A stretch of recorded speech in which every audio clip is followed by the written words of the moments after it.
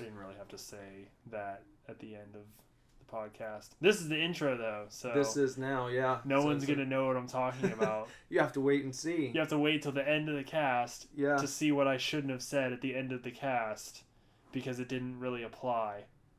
The one thing? Yeah. I don't normally say that at the end of the cast. Usually say it going into... Yeah. And all the way. All the way at the end. Yeah. Right. But I guess... I don't know. They could enjoy the outro, too. Yeah, probably. But we didn't announce that the outro was coming up, so no, it's just like... Well, I said stick around. Yeah, you did. Okay. Yeah.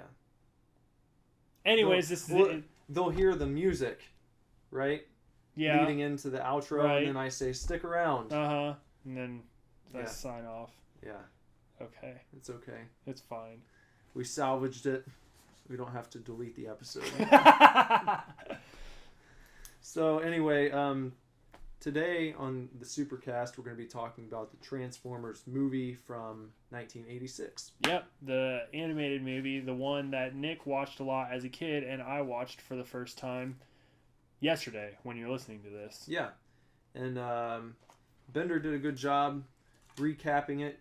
It's very fresh for you. It is. So Bender's got a good rundown of the important plot points, and I chime in on that stuff a little bit, and the stuff that really sticks out in my memory. And it's a fun discussion. Yeah. A little movie here. Couple tangents like we normally do. Yeah. Because we're so prone. Yeah. What would it be without tangents? Yeah, what would it be? So, as always, before we get into the episode, make sure that you check us out all across the internet, across social media, starting with our official website, superdivorceme.com. While you're there, on that landing page, you scroll down, you can sign up for our email list and get yourself a very exclusive,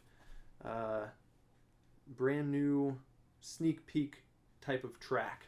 Yeah.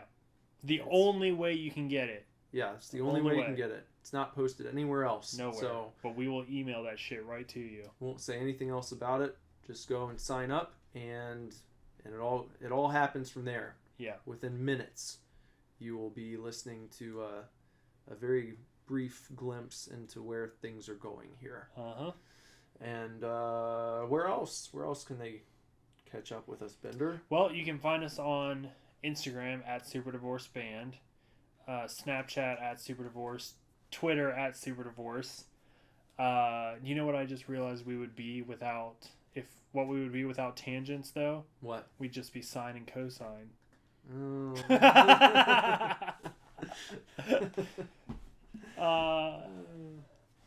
Anyways, you can follow us all over social media because we're doing cool stuff on Facebook and Twitter. We'll try to move it over to Instagram here pretty soon. But if you would like to follow me, you can follow me on Instagram at BenderButt. That's probably the best place to follow me. Or you can add me on Facebook. I don't care. You can follow me on Twitter at BenderButts. And you can follow me on Snapchat at BendersButt. And you can follow me any place that he just mentioned at Nicholas Villars. Just my name. Yep. So, super easy. Super easy, super simple. Nick doesn't do a lot online though. You manage the band pages more than you manage your own pages. Once the band stuff is really got ahead of steam, then I'll jump back in my personal stuff. But yeah. I feel like there's been so much to focus on. There has. With band shit. I'm trying to take care of that first. Yeah. But if you follow me one day it'll be worth it. So, until then, here's another episode. Enjoy, chefs. We are not getting a divorce. We are not getting a divorce. We are not getting a divorce.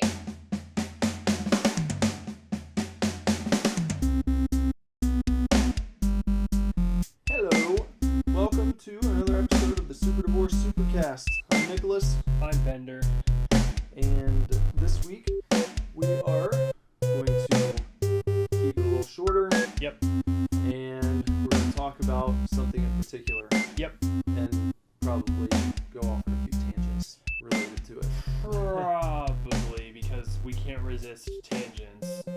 But this week we're going to be talking all about the Transformers animated movie, the original one from sometime in the 80s. 1986. 1986. Yes. I was the ripe old age of 1 year when this came out. But of course, I rented this movie countless times from the video store. Yeah. As soon as I was old enough. Today was the first time I've ever seen it ever. First time ever. Had Yep. you ever watched any of the cartoon? No.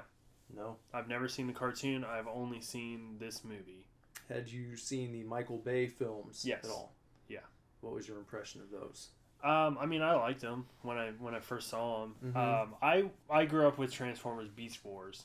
Oh yeah, Beast Wars was great. I didn't even watch it like religiously, but I remember it was on. I think it was on Toonami for a little bit, but it was also on Cartoon Network and stuff at other times, and I remember liking it. I had a couple Beast Wars toys, but I was really into the first season of that. yeah, It was always on before school in like 7th grade. I yeah, think is when it came on.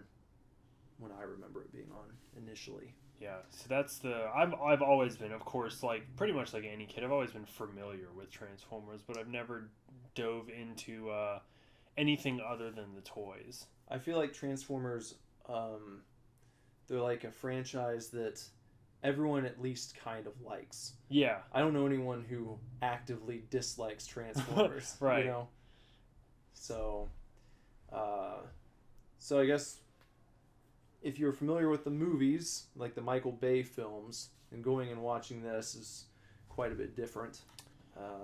It is, but I think it's only because like it's so 80s it hurts. Like I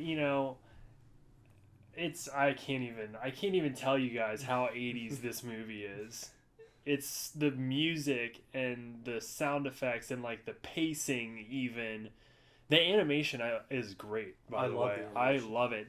It's the same animation as like Robotech and like those older anime series. Yeah. And I love that. I love the look of those. Like they still look drawn, very, very drawn, and it's really, really cool. But it was cool because Transformers and like Voltron at that point had like a very distinct look. Yeah. You didn't know what anime was when you were Right. a kid back then. Right. It was just they looked very much different than like the rest of the cartoons you were used to seeing on TV. Thundercats the same way. It's very, I feel like all of them are very Eastern inspired with their animation style.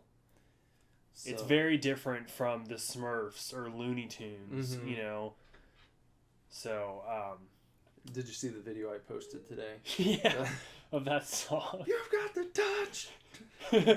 You got the power. Oh my god. The one, like, right off the bat, if we're talking about the soundtrack, first of all, it was so insanely 80s. But the one thing that really, like, I really liked the movie, honestly, but there were just, like, minor things throughout that kind of threw me off. Like, most notably, the fact that Weird Al's Dare to Be Stupid is just, like, in the middle of the movie. And there's like there's a scene where like it's playing over everything, like louder than everything else, and all of the robots are like dancing on this junk planet, and it's just like, dare to be stupid, dare to be stupid. And I'm like, what kind of message is this sending to young 80s children, where a bunch of robots are dancing around like fools, and it's just like, dare to be stupid? Have fun. I guess. I don't really know. It just like felt like such an odd song choice. Yeah. Such a weird. It was like, I don't know, the soundtrack as a whole, like, it makes even the most dire situations in the movie really exciting because the soundtrack is so like upbeat and positive. It's very triumphant the whole time. The whole time. Yeah. Even when the Autobots are getting their asses kicked, it's just like, yeah, we got this. Yeah. So soundtrack, thumbs up. Mm-hmm. You got a little weirdness with Weird Al. I mean, it's like the soundtrack is like the most 80s thing I've ever heard. Yeah. So overall, you enjoyed it. I did. Do you want to like, since it's our new format, do you want to like break down the movie a little bit, kind of like we did on Super Scary and a little rundown? Yeah, sure. So most people, even if you aren't like a diehard Transformers fan, you know you've got the Autobots and the Decepticons, and in this movie, it kind of, I don't want to say it. Well, it shakes up the formula from the show quite a bit, you know, and you start out with well, first thing you see is Unicron. Yeah. Destroying some other robot planet. Mm-hmm. This movie establishes that there are tons of robot planets out there. And tons of different types of robots. Yeah, they're not all Autobots and they're not all Decepticons. Yeah. There's just like whole planets with completely different, unrelated robots to the series. Mm-hmm. And Unicron is eating them all, apparently. And real quick, I want to throw in that I know I'm jumping the gun a little bit, but I have to say that I think I mentioned it last week. This has one of the most devastating things that I can remember seeing in a movie as a young child. Who was a fan of Transformers, before seeing the movie. Right. I think that I definitely watched the show a bit before I saw the film. Uh-huh. So you're familiar with Optimus, and spoiler alert, he dies at some point. Yeah. He dies in quotes, kind of. I mean, he dies and doesn't show up for the rest of the movie. Yeah. But of course, over time. Yeah, over time, just like anybody. Yeah. But, so you get, you're dealing with a different Autobot leader throughout a good portion of the movie. Ultra Magnus. Yeah. And who seems like the way cooler version of Optimus Prime, but, he's not as good. As far as the universe is concerned, he's not as good as Optimus Prime, but for me, I was like, Ultra Magnus looks way cooler and seems way cooler than Optimus Prime. He looks more powered up, I guess, in a way. He looks stronger, more battle ready for some reason. But I feel like Optimus, just in his normal ass form, is just more iconic. I mean, he is. Yeah, I agree. And then, I also really enjoy Hot Rod, who is voiced by Judd Nelson. Yeah. Talking about the movie being as 80s as possible. Right. So while you're dealing with Ultra Magnus on the Decepticon side, which is a departure from the show, you're also dealing with a new leader on the Decepticons at a certain point in the movie when Starscream takes over. Yeah. And they kind of toss Megatron out into space. Literally. Literally. Yeah. Not kind of. That's what they actually do. That's what they do. They open up a ship door and they throw him out into space. Yeah. And while he's floating, that's when the sort of broken down robots that they've thrown out the hatch from the Decepticon ship, they are encountered by what's his fuck? Unicron. and they kind of make a deal between Unicron and Megatron. Yeah. And then you get Galvatron, Uh-huh. who I always thought was pretty fucking cool. Yeah, I thought Galvatron was sweet. And that's skipping forward ahead just a tad in the movie. In between that, very briefly, you basically have Unicron attacking a planet, and that's sort of like your setup. And then you've got fucking Cybertron is ruled by the Decepticons at this point. But for some reason, the Autobots are just like still chilling on the moons and just kind of sort of waiting around to launch an attack against the Decepticons. And there's also a Transformers city on Earth. It was like, I don't know. It was a little silly, especially when Optimus is like asking around the moon bases if there's any Decepticon activity while there's a Decepticon right outside the window. Yeah. And they're all just like, nope, no activity over here. But anyways, Optimus decides to send a ship to the Earth City, Transformers Earth City, to get Allspark or something, or Energon. Energon. To get Energon. The Allspark is kind of their religious relic in a way. Right. So he sends him to get Energon. I don't know. It's not really clear.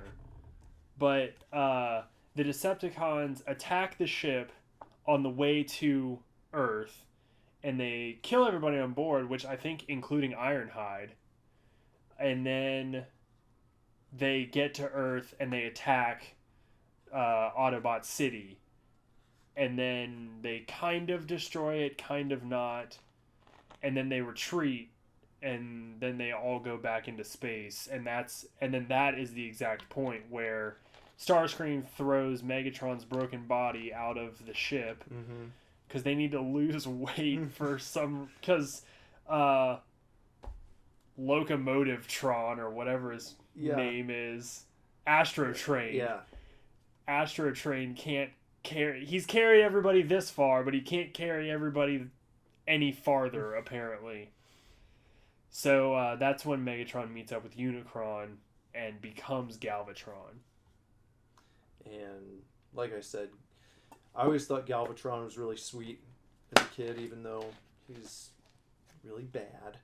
You know, he's I don't know. There's a difference between him and Ultra Magnus in that it's actually still Megatron. You know, so I was actually really bummed out that all of the Decepticons got to like transform, and none of the Autobots had like a next form or anything like that. Like, you know, Ultra Magnus at one point needs to be repaired, and they just like repair him, and he just looks exactly the same. Like he's not any different or anything. And what would you have done?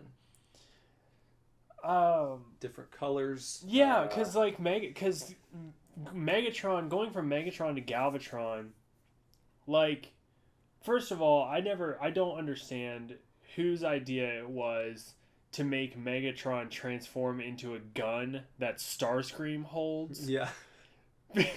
Because Megatron hates Starscream so much, but, like, he's only useful in a fight if Starscream handles him.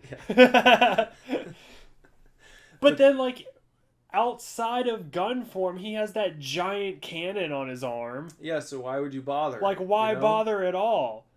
Like, no, he can't transport himself. Everybody else turns into a fucking vehicle. Maybe it was just a rib to, like, fucking piss off Starscream. Yeah. Because, like, hold me. Yeah. I've got this huge cannon that's going to be just as effective as me if I transform, but I want to inconvenience you, Starscream. So I'm going to transform now, and you're going to fucking shoot me. Yeah. Like, I don't know.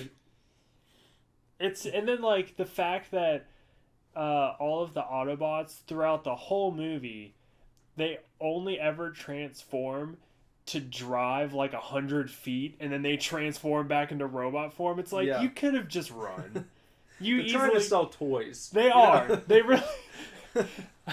When you put it like that, when you're just like, well, this whole movie is because they're trying to sell toys. It's kind of like, well, like there was no hiding what they were doing back then. Right. It's not like this was some great artistic piece that like they started making toys of. It's like, this is basically an 1.5 hour long commercial for toys. Yeah.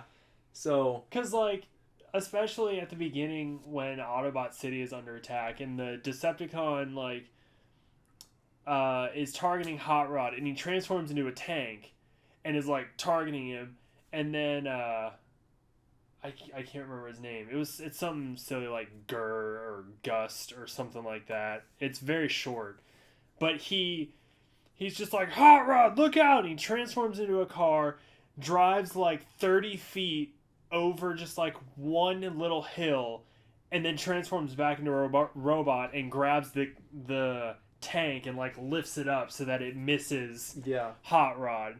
It's just like, you probably could have got there if you ran. Probably. Like, it's, you know. Or jumped. You know. Or jumped, but he was just like, no! Yeah. Yeah. Well, you gotta have the transformations. Yeah.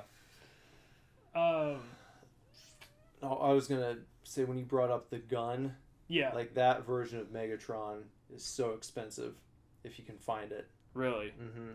Like a whole Transformer, like from the 80s. Yeah, like the original one that I think, it's at least several $100s. I mean, in the box, it's probably more than that. Right. If it's in really good condition, but obviously, that's probably not something that they're going to put out these days. They've put out plenty of, like, I feel like they've put out plenty of special edition Optimus Prime figures where he transforms into, like, a full semi. You know, you're able to make him into a full semi, but no Megatron. Well, I think it would be too controversial. Oh, that's lame. I know. It's true. You're so right, but that's really lame. Like, you can't have a robot turn into a gun. I mean, they still make like blasters and stuff for Star Wars. I know it's dumb, because even some of the Transformer toys come with guns that they can hold in their hand. But maybe it's because that particular transformation is very just, I don't know. It doesn't look like insanely futuristic.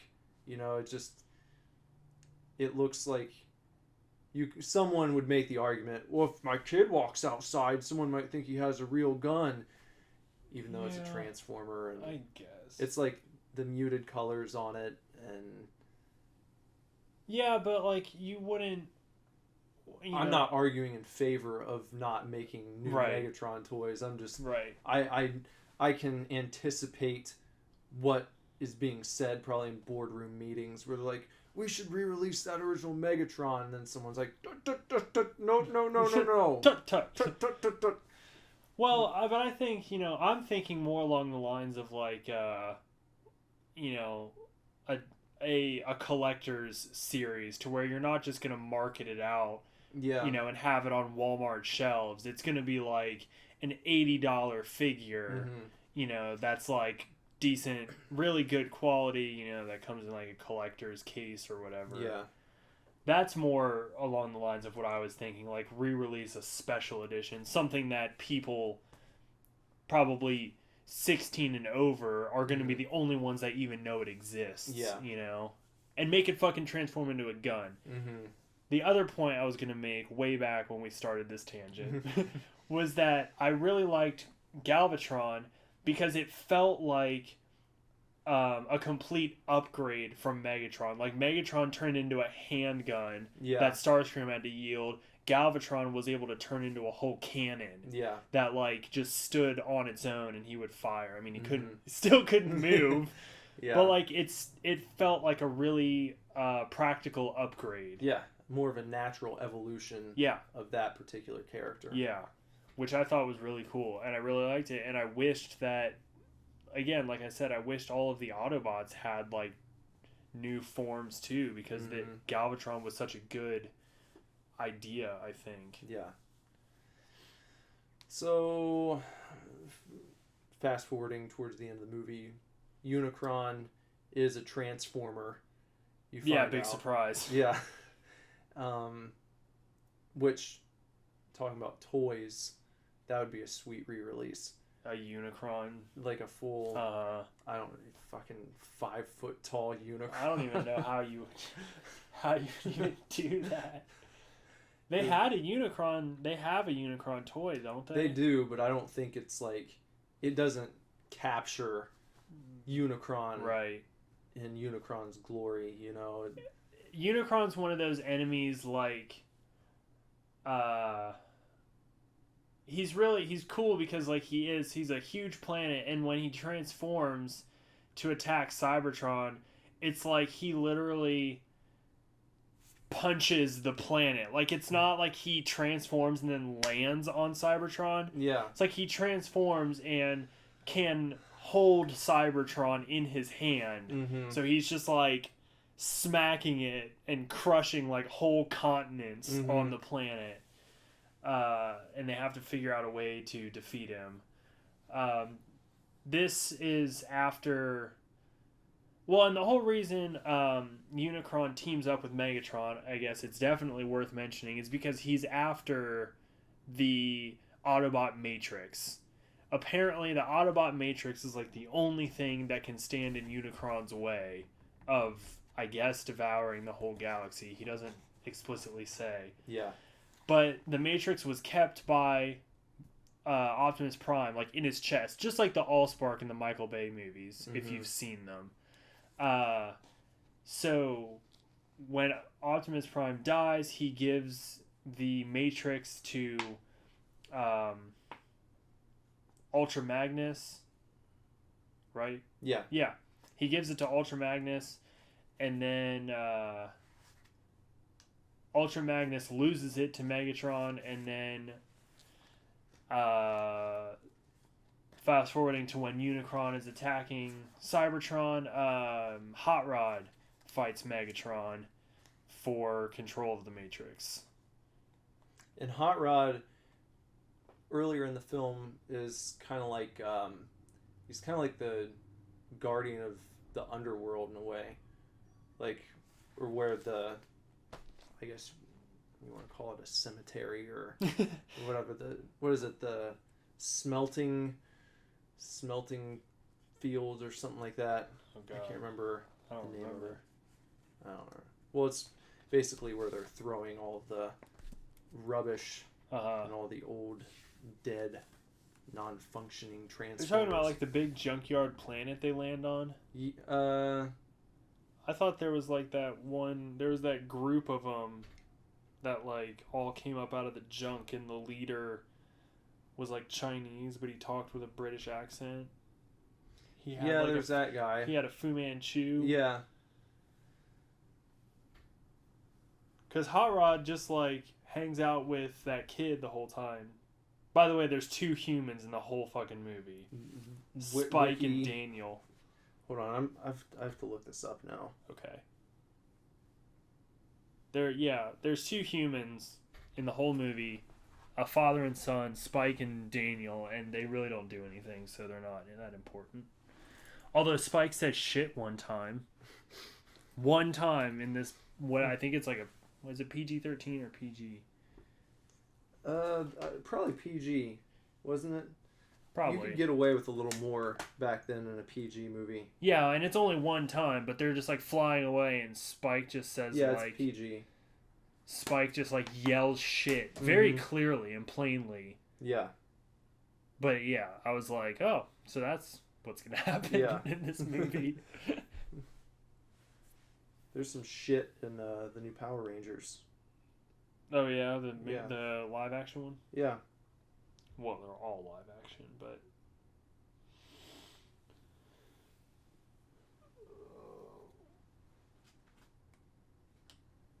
While you're looking that up, I gotta say, the sound effects really got me Yeah. in this movie.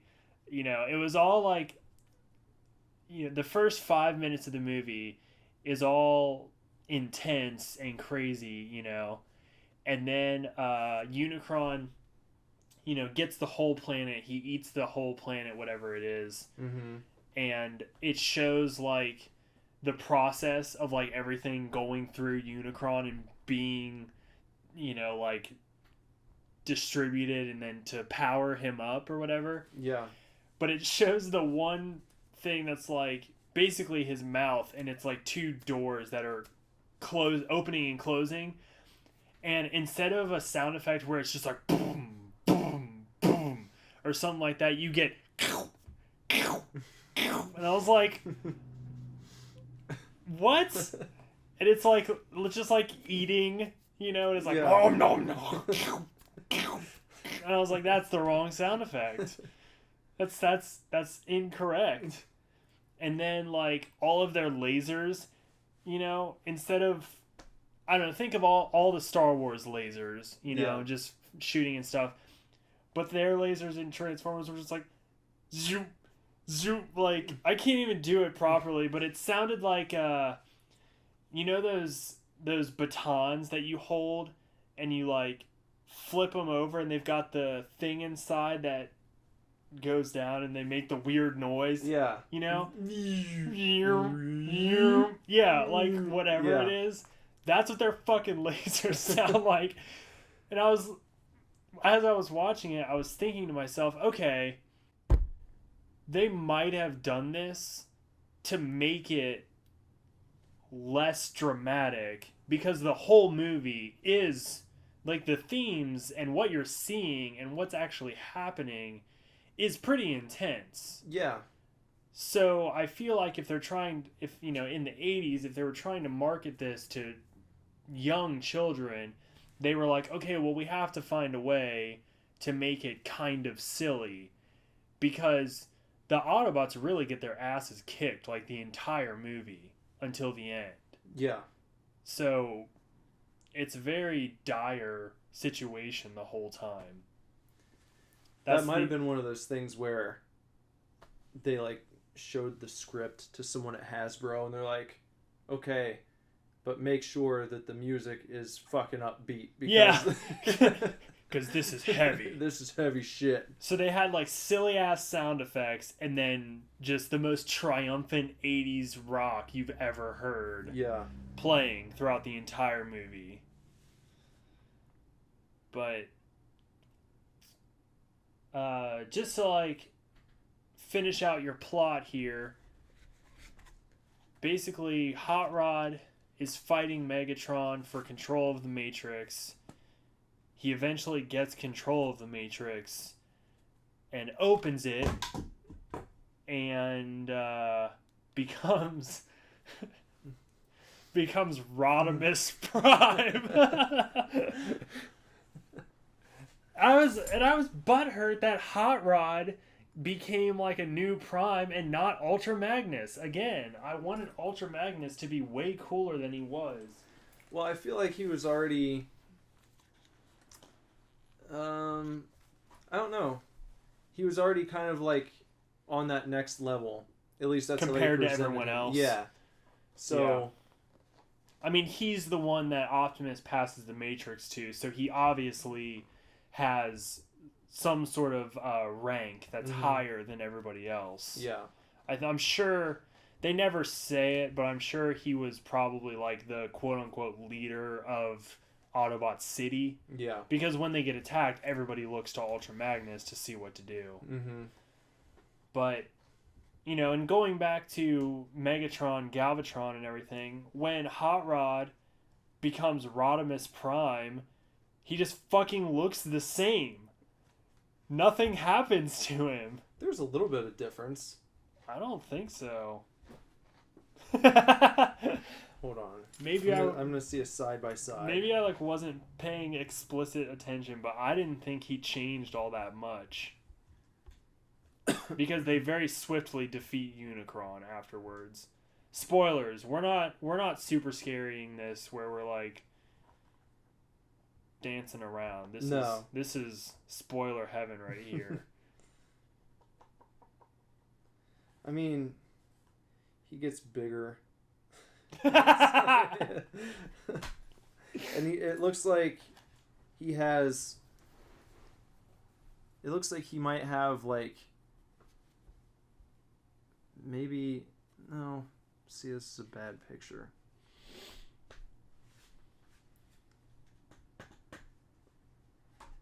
Well, here's his transformation. When he's in a vehicle form, there's definitely a difference. Yeah, Rodimus versus Hot Rod vehicle form is insanely different. Yeah. But it looks like otherwise, you know, it is very similar. He just gets bigger. Yeah. Yeah, he just it's like nothing. It's very disappointing compared to the Megatron Galvatron transformation. Yeah.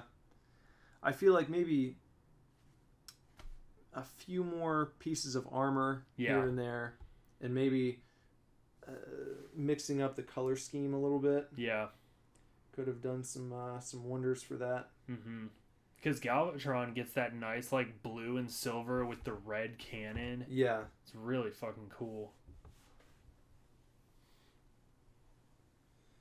Yeah. I'm gonna... We'll put these pictures on Facebook. Yeah. We'll put up a Galvatron Megatron comparison and a Hot Rod Rodimus Prime comparison. So you guys can see what we're talking about here. Yeah. Because Megatron, yeah, he definitely gets an upgrade that's noticeable. Yeah.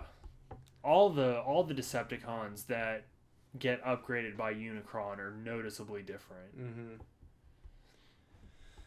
But yeah, I couldn't find what I was. Maybe I was just thinking of the scene where they're driving along, because I couldn't find anything on that, unless there's something from an old show that I'm remembering. Yeah. Rolling around in my dome. I didn't watch this just today like you did. So yeah. I'm trying to recall.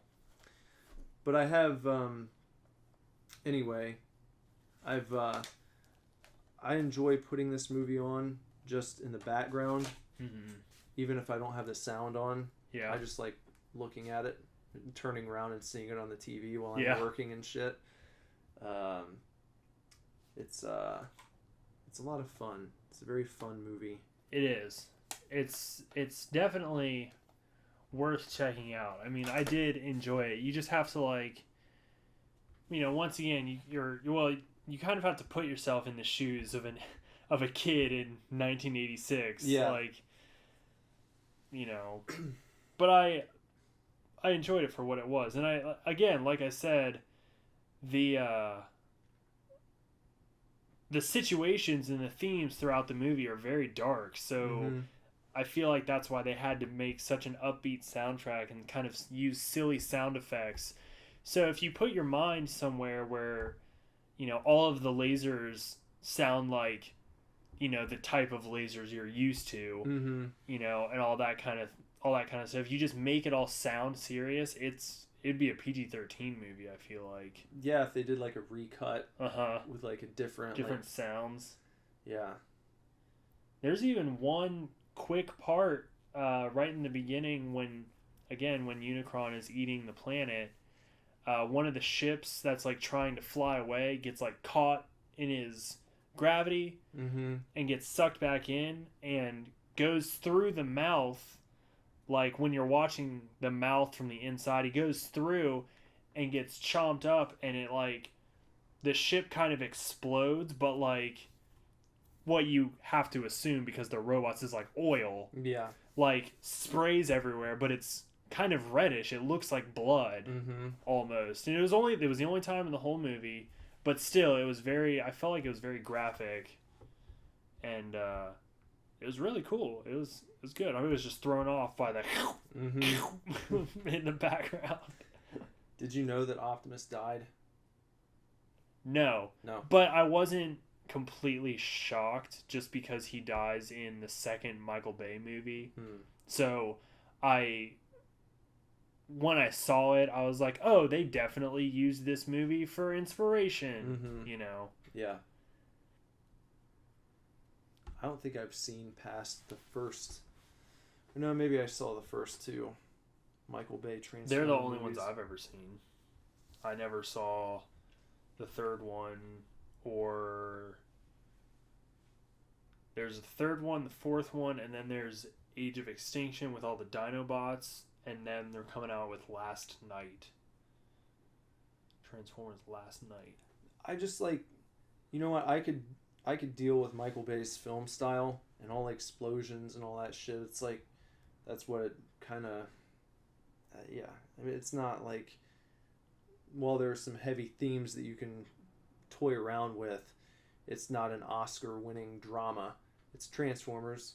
Okay, Yeah. It's fine. But I just never got over how they looked in the new movies. I just don't like the way that they look compared to the Really? cartoons. I feel like there's too much going on. I don't like the busyness of it and like how many pieces it looks like there are compared to the very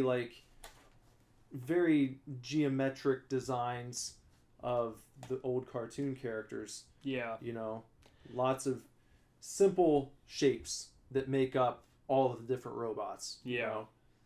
Lots of squares, lots of triangles, and different things like that, different combinations. I'm not so bothered by the designs of the Michael Bay movies, only because I do think that they help to greatly differentiate who's who. Yeah. Because, you know, in this movie, Optimus Prime is recognizable, Hot Rod is recognizable, and Bumblebee is recognizable, even though Bumblebee's like not even in it. So it's interesting that they chose Bumblebee as such a huge role in the Michael Bay movies. Mm-hmm. But like Ironhide and everybody else just looks more like a soldier, Mm-hmm. you know, or a background character rather than somebody who I assumed after the Michael Bay movies that was a more important character. Yeah. You know, and now I haven't seen the cartoons, so they very well could be, but I liked the difference in look for all of the Autobots. At least I will say I hate pretty much all of the Decepticon designs in the Michael Bay movies. Megatron looks ridiculous. Yeah. Starscream looks ridiculous. I mean, they all look really, really dumb in robot form. Even if they would have, I don't know, it feels like such a departure in the movies for me. Yeah. Just, it almost, like you said, I don't know, they're nearly unrecognizable in some instances, and I feel like it should have at least been one of those things where you look at the character in the movie and you're like, oh, well, I know who that is. Yeah. And I feel like with a lot of them, you would have no idea really unless you'd seen, Yeah. you know. So. And they really, you know, the movies really make it. They really drive home that Megatron and Starscream are the only Decepticons that matter. Mm-hmm. Like, they almost don't even name any of the other ones, you know. Yeah. So. Is Soundwave in the movies? Do you Not know? that I know of. I always If he is, he's very background. I always love Soundwave and Blaster. They're the tape, the ones that turn into boom boxes. Yeah. And they have like the 4 mini robots they Yeah. can just unleash at any time. Those are so cool. Yeah. I bought Lazarus a Blaster, and they have a Soundwave of like the new series, which are, it seems like they're doing like a re-release of all of the original characters, but they look updated. Actually, I've got one over here that I bought. Where did I put it? Oh, 2 of them. In fact, I got a laser beak and throttle and breakaway. And see, like they're a little bit, they're a little different, But that's what I'm talking about. Like, if you could have jazzed them up for the movies like that, Yep. then they look modern, but the colors are the same, and it's got that classic feel to it still. Yeah. Yeah, this would have been way cooler.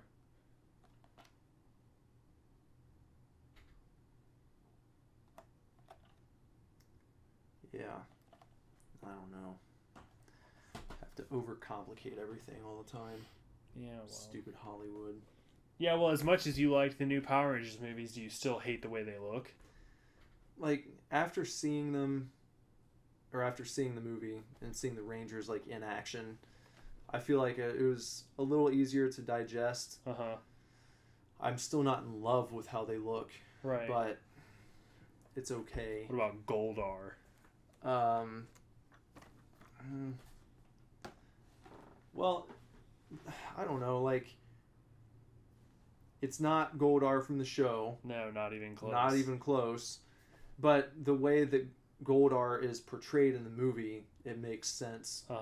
It's just supposed to be like this fucking, basically like a mindless husk that's controlled by Rita. Okay. Made out of gold. Literally. So, I mean, I would have liked to seen an armored gargoyle. that would have been cool. Yeah. But but I understand. Right. You know. So it's not as big of a deal to me.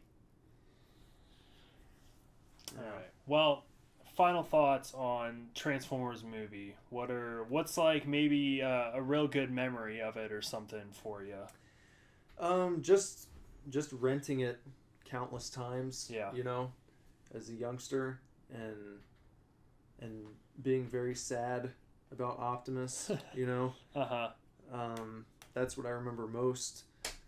I remember, you know, seeing it at the video store, just on the shelf there, you know, and I think there was one place that I can remember getting it from in particular, and they had, you know, the X-Men tapes that I have? Have you seen those? Oh, yeah. Yeah. And they've got, like, that plastic container around them. There was a video store, like a local place, and all of their tapes had that. Nice. And I remember having the Transformers tape in that, whatever you call it, protective case. And I always thought those were cool. But anyway, yeah. What comes to mind when I think back on this movie is being in my grandparents' basement back in probably, you know, the tail end of the 80s and early 90s, watching it, playing with my action figures. Just good warm fuzzy memories, you know. Yeah. So, and now you will have memories of being in 2017. Watching it for the first time. On Blu-ray. Noting how silly the sound effects are and how triumphant the soundtrack is. Mm-hmm. And how I enjoy it, but I wish I had seen it as a child. Yeah. There are a handful of really sad parts that took place in like children's movies that I remember from back then. And I think next to this one, I'd put like when Frankenstein gets sucked into the fucking vortex in Monster Squad. Oh yeah. That always made me really sad at the end. Yeah. And also when Atreyu's horse gets sucked into the fucking bog. Fuck that. Yeah. That scene I always thought was really intense as a kid. Never Ending Story, if you're not familiar with what I'm talking about. Yeah. I'd probably still cry if I watched that right now. That part, and then the end when the wolf like attacks him and he has to kill it. I always thought that was like, both of those scenes I thought were real scary when I was a kid. Never Ending Story is one I watched a lot. Yeah. How about, we could probably do an episode on just like sad movies. Yeah, probably. It always really got me too at the end of T2. With the thumbs up as it's just like melting. Yeah. Oh my god. Maybe that'll be next week. Yeah. We'll just compile all of the saddest things from 80s movies we can think of. Well, that's a little just a little casual conversation about the Transformers movie from 1986. Before we go, if you haven't watched this one in a while, you should definitely look for the Shout Factory edition that they put out maybe like 6 months ago or so. Yeah. Pretty recently. But it's a very nice steelbook edition, and you get a widescreen and full frame version on Blu-ray. Comes with the digital copy as well, and some cool extras. So, Shout Factory comes through as usual. Yep. So check it out, look for it, and we will be back next week with more nostalgia. Nostalgia. Yeah. Yep, that's right. That's right. All right, stick around. Enjoy, chefs.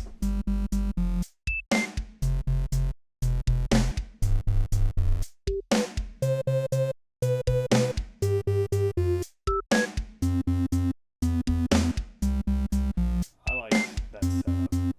Yeah, it's good. I liked it. Are you ready? Are you ready to enjoy Chef's the outro? Yeah, we're enjoying the outro. We're just sitting here enjoying the outro with you. Chefing it up. You know, chef me, chef you. Chef. We're just here chefing each other. Have you seen that video that's kind of, well, probably not because you don't fucking do anything on Facebook, but there's a video circulating Facebook that I saw the other day that was John Legend sings actual Gordon Ramsay insults. No. And it's just like a silly, like a sketch video, you know? Yeah. But it's just, John Legend at a piano just like playing different tunes and singing various insults that Gordon Ramsay has spouted over his TV career. The best one is there's more olive oil on this than Popeye's dick.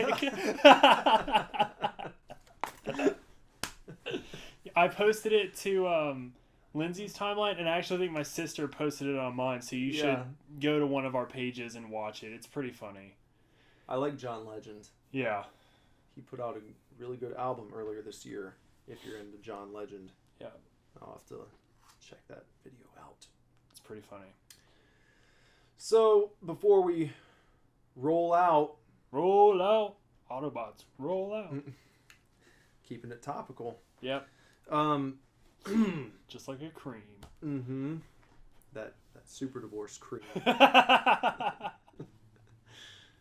We should... maybe one day we'll do that. I don't know any bands that have a cream.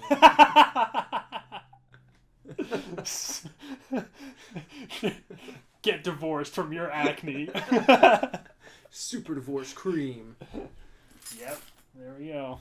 Good idea number 73. Yep. And, superdivorceme.com. Sign up for our email list and get a free download. Also, facebook.com/superdivorce, Instagram @superdivorceband, Twitter @superdivorce, Snapchat superdivorce. Me, you want to holler at me, you want to see me hollering at people all across social media, Nicholas Villars. Just look me up. And Bender's going to give you the keys to his city here. Yep. I love that we built Cloud City on rock and roll. If you want to follow me on social media, you can find me on Instagram @BenderButt. You can find me on Twitter @BenderButts, and you can find me on Snapchat @BendersButt. You can also add me on Facebook if you just search Zach Bender. I opened up my privacy the other day to allow anyone to add me instead of just friends of friends. For now. Until some weirdo adds me. Until we start getting stalkers. Yeah. So, but like I had a friend at work the other day try to add me on Facebook, and we didn't have any mutual friends, so she literally couldn't add me. So I was just like, fuck it. Yeah. I'm gonna open this up. Let's open up this pit.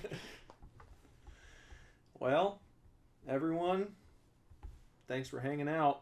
Yeah, and we'll be back next week with something, potentially lots of sad things from 80s movies. Yeah. And thank you very much. We'll see you next week. Enjoy, chefs. Don't hit the wrong button. That's the wrong button. It's Isn't a stop button. Oh, I thought you had to hit like record again. No, I don't have to. Oh, okay. I might be able to. Well, no, don't try it. What if we just double record everything? Super divorce.